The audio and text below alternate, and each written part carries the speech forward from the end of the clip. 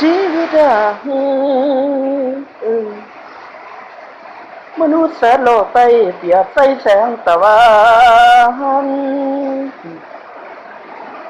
บ่ฉะนั้นสุนดับหลับลงลาลวงตั้งแต่ดวงจันทร์จ้ายังลาลงคงโอยเพิ่งต้องมาวัวคุยประจันในโลกไปยังสูญสิ้นวิงวอนตาอ่อนซ้อนอย่างไรเด้ยังมีแนวมาฝากโลกียาสุสานวันวนเวียนอยู่บ่แล้วพอปานแถวหัดคออันนี้จังตั้งค่าจอขึ้นอยู่บ่มีหยุดโลกเขาเอ๋ยมวลมนุษย์สู่คนจนเมื่อหัดกินในแผ่นดินไทยยังแล้วยังมีมาไทยพยา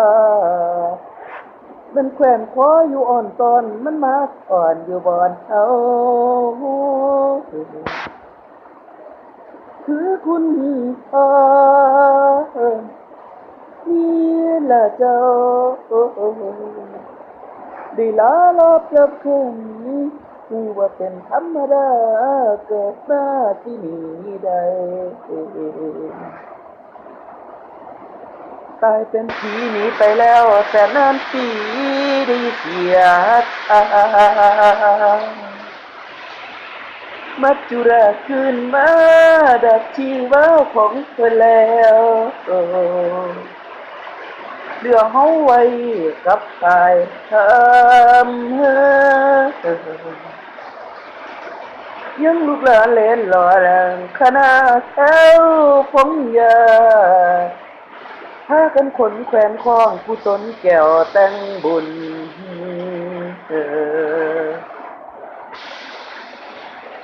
มาเด้อ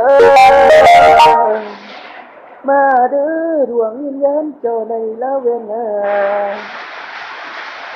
ย้ำเอิญใส่ไทยถา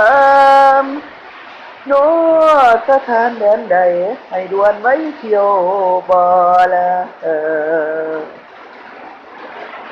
ตาอ่อนซ้อนอย่างไรเด้อย่าอยู่ไปอยู่ข้างแนวหน้าขี้เคียงหน้า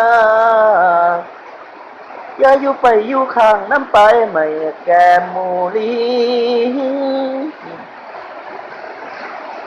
เมื่อท่านมาได้หอดแล้วขอให้ท่านโมทนาปรับเอาสาผลบุญสิปันตนตัวเจ้าอย่าได้มีความเศร้าอันใดให้ใส่ต้องยามลูกหลานเรียกห้องอดทนเจ้าได้ว่ามาดีโนมาเด้อ